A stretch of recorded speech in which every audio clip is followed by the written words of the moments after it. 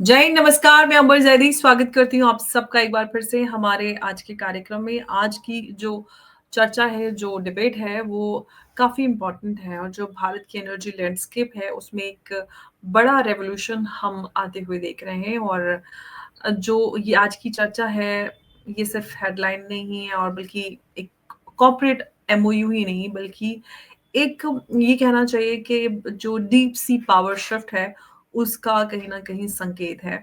Oil India और French जो giant है टोटल एनर्जीज़, इनके बीच में टाइप हुआ है।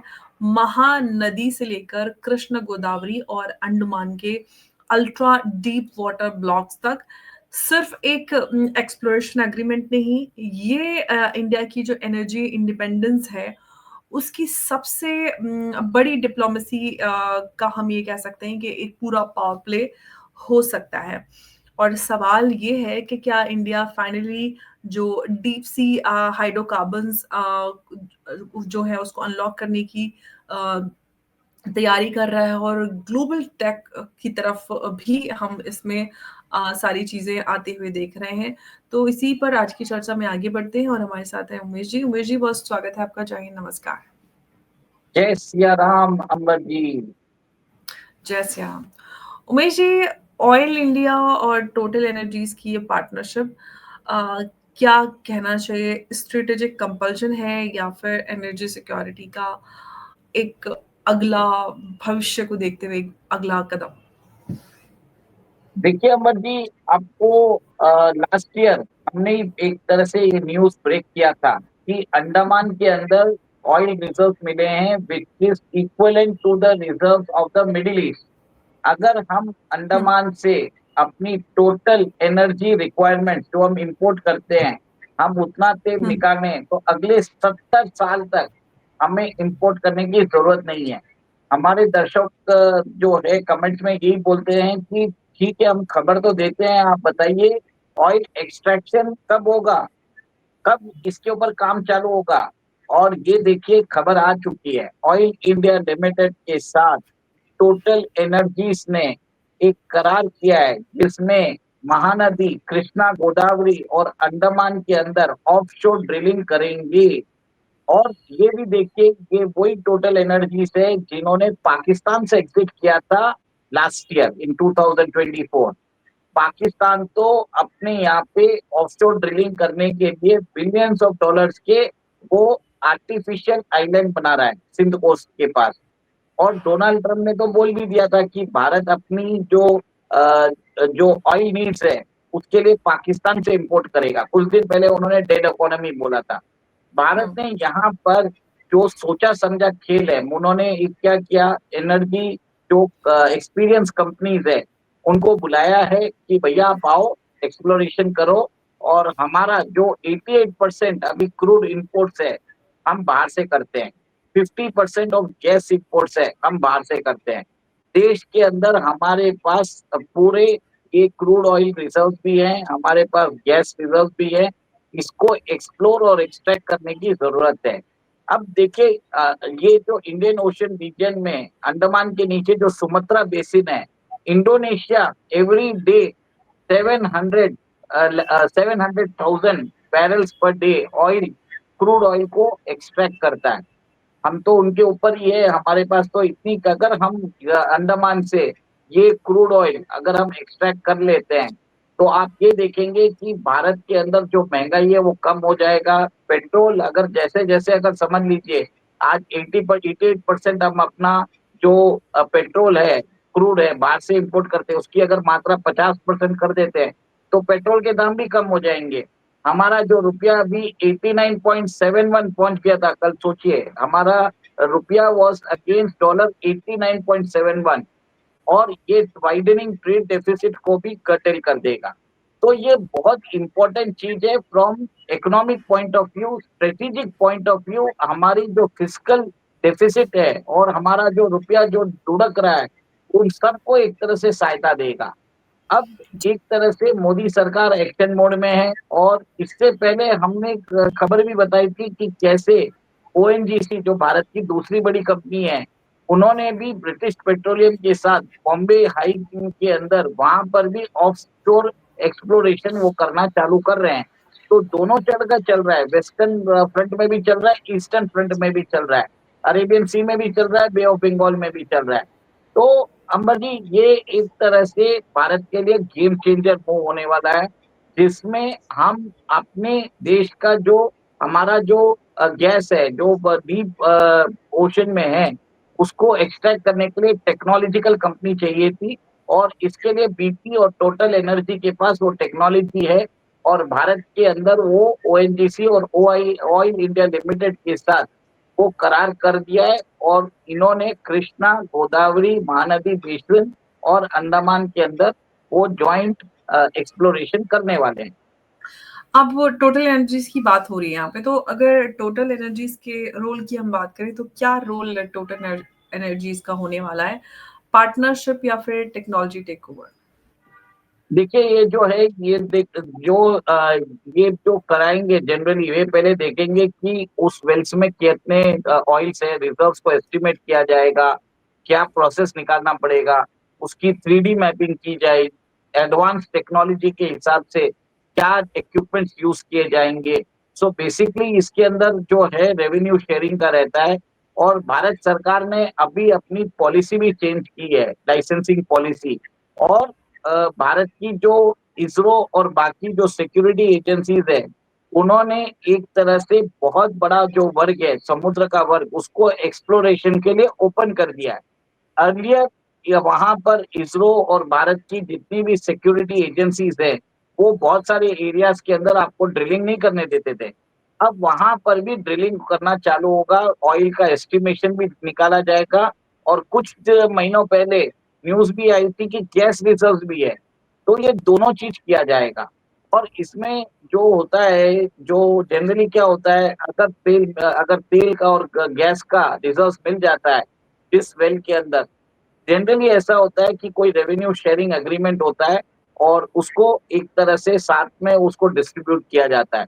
पर अल्टीमेटली देखिए कि अगर हम देश के अंदर उसको प्रोडक्शन बढ़ा सके, हमारा जो क्रूड इंपोर्ट है आज 88% है, उसको घटाने की जरूरत है। एकदम से हम कम तो नहीं कर सकते, बट हम एक तरह से टारगेट रख सकते हैं कि अगले 2 साल में 88% है, तो इसको 80% कर देते हैं। अगले 5 साल में हम इसको 75 to 70% कर सकते हैं। तो धीरे धीरे हमें ऑयल वेल्स को ढूंढना पड़ेगा, रिग्स उधर एस्टेब्लिश करनी पड़ेगी, ऑयल को एक्सट्रैक्ट करना पड़ेगा। ये एक तरह से बहुत कम्बरसम प्रोसेस होता है, और हमें मेरा ये मानना है कि टोटल एनर्जीज ने भारत में ऑयल के साथ जो करार किया है, इससे भारत की इकोनॉमी को बहुत फायदा पहुंचेगा। तो क्या हम ये कहें, जो हमारा रशिया से जो चीप ऑयल हम जो लेते थे, वो एरा खत्म होने वाला है, आप ये कह सकते हैं क्या? देखिए, रशिया के साथ हमारा जो ऑयल का करार था, वो इसके लिए चल रहा था कि यूक्रेन युद्ध चल रहा है। अब रशिया और अमेरिका दोनों अभी एक तरह से पीस प्लान के ऊपर बात चल रहे हैं, 28 पॉइंट पीस प्लान के ऊपर ऑलरेडी वो लोग बात कर रहे हैं। अब भारत भी रशियन ऑयल को नहीं ले पाएगा, क्योंकि अमेरिका ने नए सेट ऑफ सैंक्शंस लगा दिए हैं। रिलायंस की जामनगर की रिफाइनरी है, उन्होंने रशियन ऑयल लेना बंद कर दिया है एक्सपोर्ट के लिए। तो ये बात देख लीजिए कि रशियन ऑयल से हमारा जो फायदा हो रहा था, वो एक तरह से धीरे धीरे कम होने वाला है, क्योंकि ग्लोबली स्टेबिलिटी आने वाली है, और स्टेबिलिटी जब आ जाती है तो रशिया आपको सस्ते में ऑयल क्यों देगा? अभी तो उसको इसके लिए देना पड़ रहा है कि उसको सैंक्शंस बैन करके रखे हैं। अगर कल, अगर कुछ महीनों में, 2-4 महीनों में अगर यूक्रेन मान जाता है कि पीस प्लान के लिए, तो आप ये देखेंगे there will be a major tectonic shift in the geopolitics. Russia को वापस G8 में इंटीग्रेट कर दिया जाएगा, उनके फॉरेन एक्सचेंज रिजर्व्स को वापस उनको दे दिया जाएगा, स्विफ्ट नेटवर्क में वो यूज कर पाएंगे। उनके ऊपर जो सैंक्शंस लगे थे, जिसके कारण जो वो उनको उनको जो कंपोनेंट्स नहीं मिल रहे थे वेस्ट से, वो मिलना चालू हो जाएगा। तो बहुत सारे डायनामिक्स चेंज हो जाएंगे। तो कहीं ना कहीं भारत सरकार को भी रियलाइजेशन हो चुका है कि हमें अपना डोमेस्टिक प्रोडक्शन, एक्सप्लोरेशन और एक्सट्रैक्शन पे एक तरह से ध्यान देने की जरूरत है। और इसी मद्देनजर रखते हुए टोटल एनर्जीज को उन्होंने ऑयल इंडिया लिमिटेड के साथ उनका करार हुआ है। अब उमेश जी, जियोपॉलिटिक्स की बात हो रही थी, अगर हम ग्लोबल जियोपॉलिटिक्स को देखते हैं तो काफी इसमें शिफ्ट होते नजर आ रहे हैं। क्या इंडिया जो है वो एनर्जी पार्टनरशिप को वेस्ट वर्सेस जो रशिया है उसके बीच में एक बैलेंसिंग करने की कोशिश कर रहा है? देखिए, इंडिया तो ऑलरेडी कर रहा है, रशिया से चीप रशियन क्रूड ऑयल को इंपोर्ट करके प्रोसेस करके वो अमेरिका और यूरोप बेच ही रहा है। और रशिया ने हमने रशियन ऑयल के थ्रू अराउंड 12 से 16 बिलियन डॉलर भी कमाए हैं। हमारी कंपनी रिलायंस इंडस्ट्रीज ने अच्छा पैसा बनाया है इसमें। इससे अमेरिका को एक तरह से तकलीफ हो गई है। और अभी देखिए, डोनाल्ड ट्रंप के जो बेटे हैं, डोनाल्ड ट्रंप जूनियर, वो भारत आए हुए भी हैं। उन्होंने उनका यहाँ पर जो स्वागत किया वो रिलायंस की धीरूभाई अंबानी की फैमिली ने किया। उसके बाद एक खबर आती है कि जामनगर रिफाइनरी में एक्सपोर्ट के लिए अभी हम रशियन ऑयल नहीं लेंगे। और इससे पहले हमने अमेरिका से भी करार किया है कि हम उनसे 10% उनका जो गैस है, भारत की 10% जो गैस का इंपोर्ट हम करते हैं, तो अब हम अमेरिका से करेंगे। तो ये देखिए, बहुत सारे डेवलपमेंट्स हो रहे हैं। और अमेरिका ने हमको जेवलिन मिसाइल देने के लिए भी वो करार कर दिया है। और पीयूष गोयल भी बोल रहे हैं कि trade deal most likely possible है। और देखिए, एक और एक चीज है, यूक्रेन के फॉरेन मिनिस्टर ने आज हमारे फॉरेन मिनिस्टर एस जयशंकर से बात भी की है।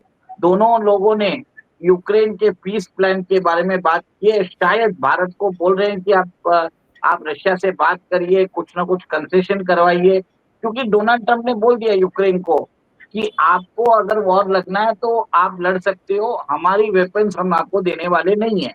और और यूरोप भी एक तरह से सदमे में है, क्योंकि डोनाल्ड ट्रंप ने उनको पूछे बिना कमिटमेंट दे दिया है कि यूरोप $100 बिलियन इन्वेस्ट करेगा।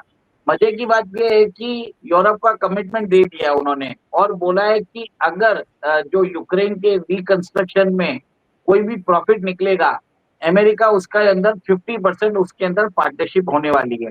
तो कहीं ना कहीं मेरा ये मानना है, ये जो प्रपोजल्स है, यूरोपियन लीडर्स एक तरह से परेशान हो चुके हैं कि डोनाल्ड ट्रंप ने ये जो भाषण, ये जो घोषणा की है पीस प्लान के अंदर, उसको उन्होंने स्टीव विटकॉफ को लूनाटिक बता दिया।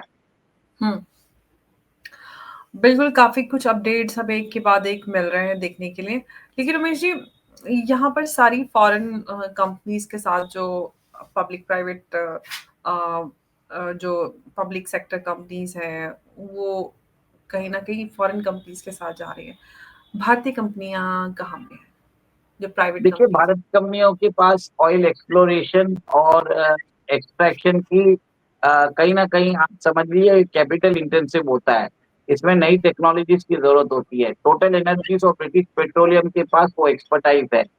और हमें ये देखना चाहिए कि हमारा जो अ, ये एक्सप्लोरेशन के कारण अगर हमारा इंपोर्ट्स कम होता है तो देश के अंदर अर्थव्यवस्था को एक तरह से बहुत हैं? सहायता मिलेगी। हमारा जो मुद्रास्फीति है वो कम हो जाएगा, इन्फ्लेशन कंट्रोल में रहेगा, रुपया जो लुढ़क रहा है वो भी एक तरह से कंट्रोल में आ जाएगा। देखिए, हम अंबर जी, कल पॉसिबिलिटी ये भी है कि रुपया जो है 90 के पार चले जाए। It is real possibility. और वर्ल्ड ओवर डॉलर की मांग बढ़ती जा रही है, क्योंकि वर्ल्ड ओवर जो है यूएस के अंदर जो ट्रेजरी होल्डिंग्स है, उसके जो इंटरेस्ट रेट्स है अभी कम होने वाले नहीं है। इसके कारण जो लोग हैं, लोग अपना रिस्क फ्री इन्वेस्टमेंट्स के लिए यूएस ट्रेजरी होल्डिंग्स को होल्ड करना चाहते हैं। इसके लिए भारत के अंदर भी स्टॉक मार्केट में आप देखिए कि foreign portfolio investors are selling the equity और हुँ, वो जाके वहां पर अमेरिका में इन्वेस्ट कर रहे हैं। बट इस एक्सप्लोरेशन के बाद जो हम कोलैबोरेशन करेंगे, इससे फायदा हमको ही होने वाला है। वी हैव टू सी। आप देखिए, कोई आपने अगर पैसा इन्वेस्ट करेगा तो उसको भी फायदा होगा। तो अभी इस मामले में भारत के पास वो टेक्नोलॉजिकल एक्सपर्टाइज नहीं है। इतनी बड़ी हमारे पास जो रिग्स होती है वो सब टेक्नोलॉजी नहीं है अभी करने के लिए। अगर आपको करना है तो आपको विदेशी कंपनियों के साथ आपको सांठगांठ करनी पड़ेगी। इसके लिए ओएनजीसी ने बीपी के साथ किया है, ब्रिटिश पेट्रोलियम के साथ।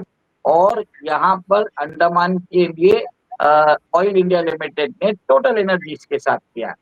दोनों अपने अपने कार्य क्षेत्र में जो ऑफशोर ऑयल ड्रिलिंग है उसके ऊपर ध्यान दे रही है, फिर बाद में एक्सप्लोरेशन और एक्सट्रैक्शन पे भी ध्यान देगी।